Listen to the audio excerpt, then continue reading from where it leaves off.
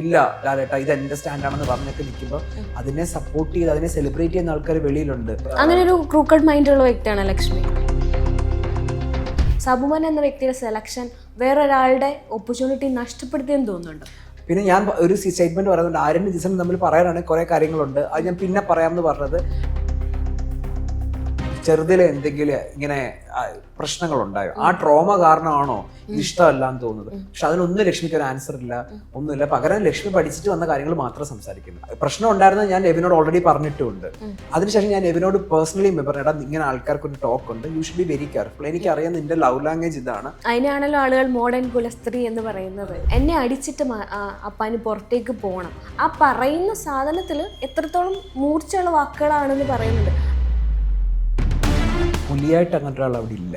റന എന്ന് പറയാൻ just noise ആണ്, ഇറ്റ്സ് നോട്ട് എ വോയിസ്.